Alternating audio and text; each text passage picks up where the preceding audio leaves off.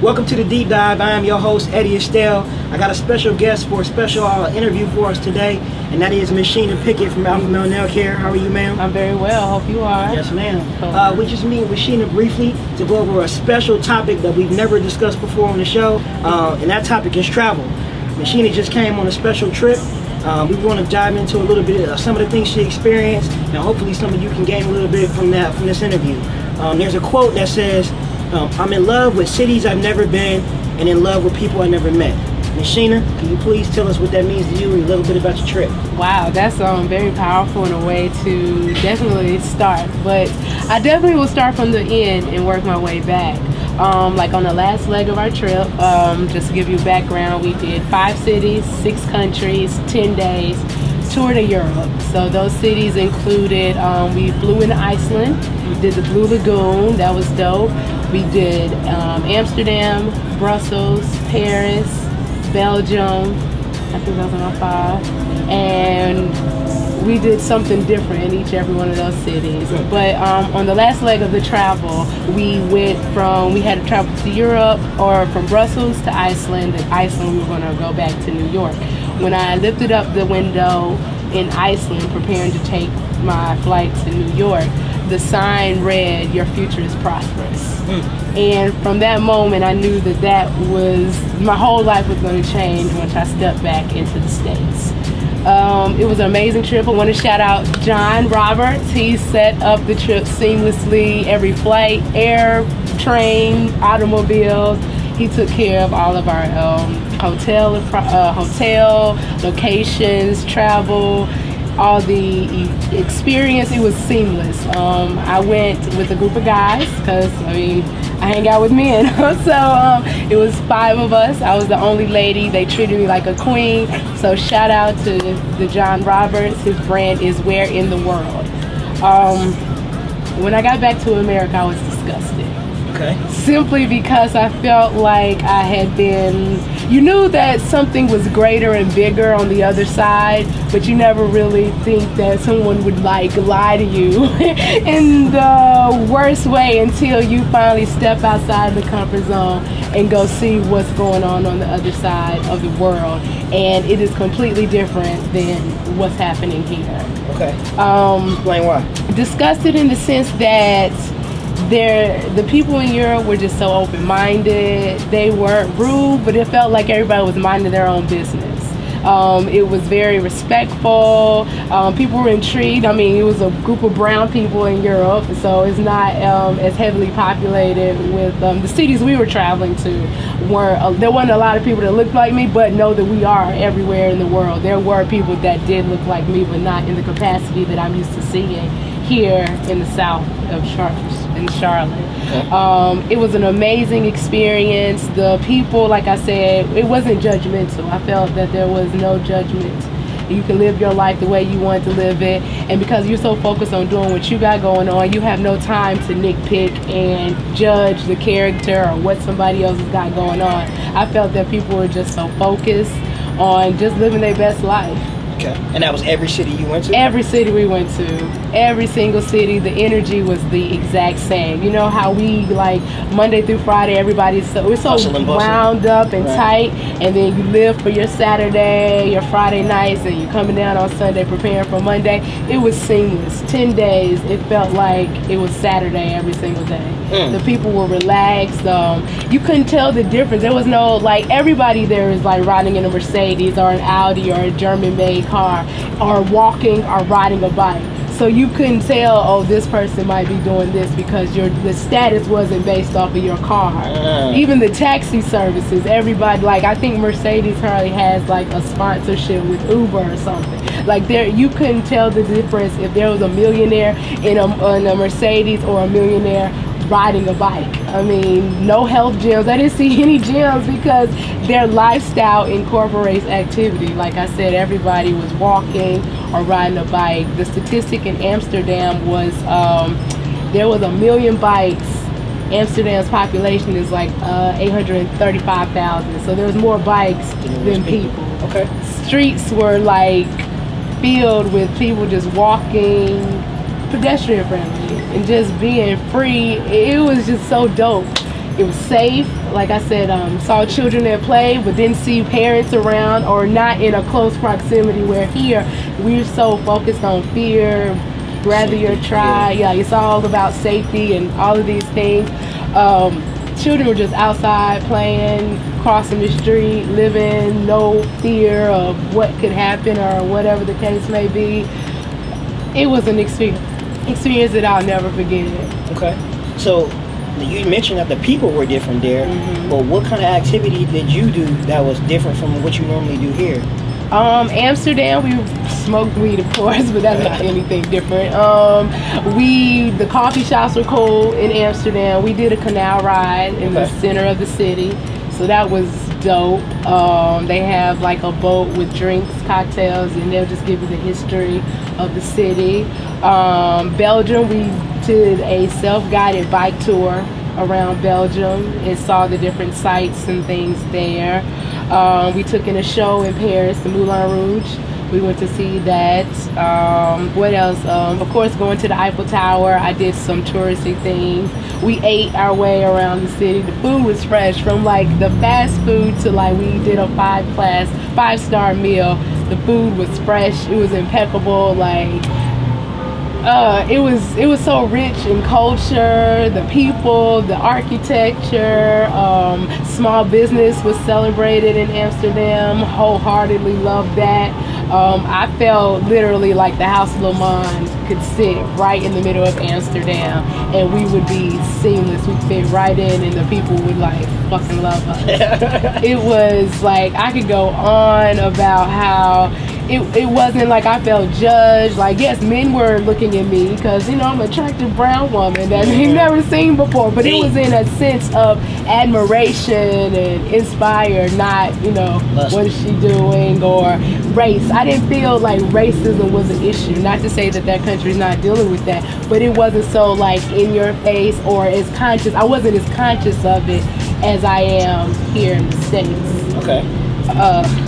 So there's another quote. You know I'm big on quotes. I love it. Do not listen to what they say. Go see. Yeah. What inspired your trip? What inspired you to take 10 days out of your life and go somewhere that you've never been before? I listened to this radio program called Soul Lecture Radio, and the DJ goes around the world, different musics and genres. So literally like a year or two ago, I'm big on writing. So you're big on quotes, I'm big on writing. I feel like when you write things down, it puts into the universe that thoughts turn to things. So Amsterdam was one of my destinations, just on a humbug, and because, you know, the activity to be able to smoke vegetables in a free environment. So that was kind of one of the pulls. But even when I describe Amsterdam being my best favorite city, that like smoking would not even be one of the top 10 reasons why I love the city. But just writing a vision, it was like, I want to go to Amsterdam. Then one of my clients who travels all over the world was like, hey, we get a trip together, and I wanted to know if you wanted to come. And then the flight, the flight from New York to Amsterdam was $364. So I was like, you can have that money. And he put me on a nice little plan. Boom, boom, boom. I need this by this and this and this and this. And that was it. Took the 10 days off because I am in control of my schedule. I can take off whenever I want to. So why are you in control of your schedule? Tell the people that. Because I am a business owner. I am working on owning the system so I can duplicate that. But because I'm not in the corporate America, that's really what America is all about. I'm not in that system, so I'm able to be more in control of my time, which we know your time is money and time is your life ultimately. So when you take control and am able to manipulate your own schedule, you can do whatever the hell you want to do. And I decided to take 10 days off and travel to Europe. Okay. Now, the whole trip couldn't have been magnificent. You had a plane ride. Of course, you got different plane rides to different cities. Tell us about some of the hardships, not necessarily hardships, but some of the tough parts of a 10-day trip. Well, I will say currency. Euros are fantastic. They're stronger than the American dollar. But in some of those countries, it was like a hamburger in Zurich, which is one of my favorite cities. Zurich was definitely overpriced. Like, so like if you wanted like a Happy Meal, McDonald's, a burger and fries, that was like $20. So Zurich and just those price inflation, that was kind of, I wasn't prepared for that in my budget. But other than that, I would say just we moved. I mean, I literally packed everything in a carry-on. I saw this YouTube video on how you can pack like 30 days worth of clothes on a carry-on. So just that fast moving pace, you can't really stay too long. We did a day trip here, we did a 2-day here, so just kind of living out of my suitcase for like 10 days. Kind of, I wouldn't say it was a challenge, but it was something different. Okay. But it kept me on my toes. I was excited to see the next thing. You don't get caught up because we were packing so much in just 10 days. You just didn't have time to just get comfortable in a city. So say I would have loved to stay in Amsterdam a little bit longer, but we were there 24 hours, boom, got to go to the next city. But it was seamless. I saw it. We were in a beautiful train ride from, I think we went from Zurich to Brussels in the train. So being able to see the terrain and the countryside in Europe, that was amazing. But just the back-to-back travel kind of rough. Now, what was the biggest moment that stuck out to you that whole trip? Biggest moments is that I can do anything. Like, I can go to Europe in a carry-on and see the world in 10 days, and I paid for that shit myself, and I wasn't in debt. I didn't use any credit cards. Like, I came back, my lights were still on and everything was already, so that was powerful to me, being a woman and saying, hey, I can pick up and go travel a country 10 days and go do something that I've never ever done before. That was like the most powerful thing, and it's launching me to know that if I can do that, I can do this, that, and the other. Okay. So that was the powerful thing about everything, that I did that and I'm gonna do it again. Now, what advice would you give somebody else that may be a woman or a single, or maybe they have a corporate job? What advice would you give for them about setting up their next trip? Get a passport. First things first, make sure you have a passport and plan. Like, nothing is impossible if you have a plan. And if you focus on it long enough, the pieces will fall into place, the resources and everything will align itself for you to be able to do what you have to do. But you got to take the first step, and the first step is getting a passport, and then start looking on blogs and looking at different people traveling that look like you, because then that motivates you. Like, all my clients, before they go on a trip, they come see me, so they talk about where they're going. So being around like-minded people that can encourage you to step out your comfort zone, that's kind of the number one step. Then you can figure out how to travel. Google, Airbnb is easy. Right. Just get your passport and start believing that you can do the impossible. Okay.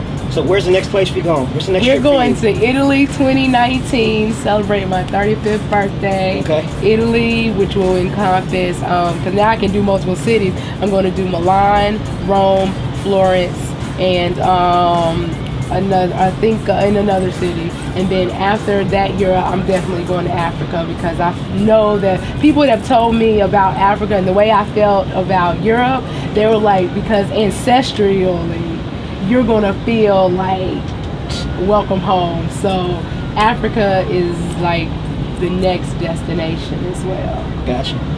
Ms. Sheena, before we leave, we appreciate you sharing our story with us. Because you please tell us how people can find you. Oh, well, you can find me online. I'm at alphamalenailcare.com. I provide men with manicures and pedicures. But social media, Alpha Male Nail Care CLT. I host a book club, Satire Sunday. That's on Instagram and Facebook. Facebook. And you can find me in Charlotte, but I'm international. Like, this is home, the headquarters here in Charlotte, but I'm all over the world. Okay, we appreciate you. I am Eddie Estell. You can find me at the Eddie Estell Experience on Instagram, and this is a DigiDreams visual film. You can find that on @DigiDream Visuals on Instagram. I want to leave you all with another quote. You know I do quotes. This is an Anthony Bourdain quote, and he says, "Travel isn't pretty. Sometimes it breaks your heart." He says, let me get my book because I almost forgot. He says, travel isn't always pretty.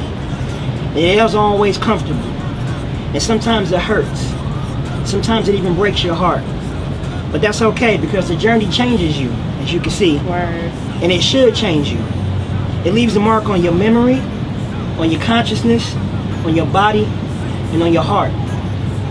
And you take something with you. And hopefully, you leave just a little bit behind.